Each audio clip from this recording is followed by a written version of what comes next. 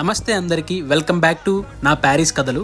So ఈరోజు అయితే నా కాలేజ్ మేట్ ఒక అతను నార్త్ ఫ్రాన్స్లో ఉంటున్నాడు. సో అతని దగ్గరికి అయితే వెళ్తున్నాను.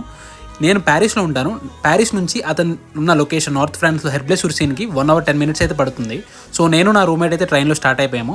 వెళ్ళగానే మా ఫ్రెండ్ అయితే చికెన్ తీసుకొచ్చాడు. సో అందరం కలిసి చికెన్ ప్రిపేర్ చేసుకుందాం అని డిసైడ్ అయ్యాము.